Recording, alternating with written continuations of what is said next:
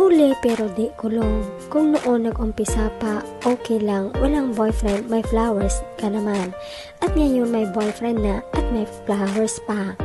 Gayon pa man mukhang di na hinintay ng Paolo Avellino ang araw mismo ng mga puso para maibigay ang napagandang bouquet of flowers at mag-gift kay Kim.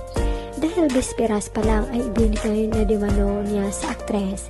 Nalaman ito na makita ng netizens ang hairstyle ni Kim na magkapareho ng Friday na sa Showtime siya at sa picture na nilapag niya kasama sa kanyang post. Di basta-bastang uri naman ng bulaklak ay binigay ng aktor kay Kemi. Kaya sabi ng netizens, may nagbesperas nga ng Valentine's. Dagdag pa nila, Valentine's sa lubong pala. Advance kasi mag-isip yung boyfriend kaya mauna dapat sila, di ba? At di kailangan kasing nagkinumbay ang bouquet to make an impact. May pa-cafe, pa nga may art. Parang my words are simple but my love is deep lang ang datingan. Ang hilig kasi nila magpa-surprise. Oo nga, napansin ko din yung hairstyle niya. I thought so too. Confirm.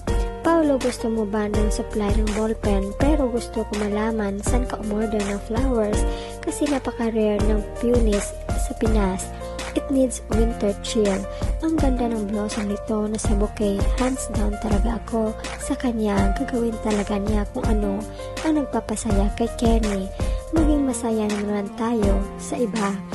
Peonies symbolizes romance, prosperity, food, fortune, and honor, often referred to as the king of flowers in Chinese culture. Grabe naman yan, most celebrated flower in the Eastern tradition. Impressed level ang prinsesa. Baby steps pagbigay ni Papi ng flowers from admiration love to gentle love to intense love.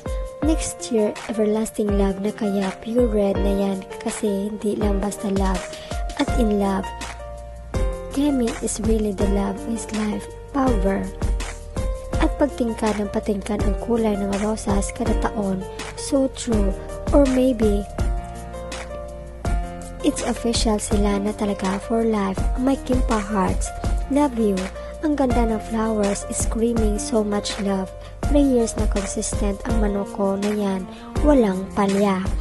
Di ako makaahon. Ang ganda-ganda ng bouquet. Wow, Kim, when someone gives you red and pink flowers, they mean a blend of deep, romantic, and passionate love. Red, and admiration, joy, and gratitude.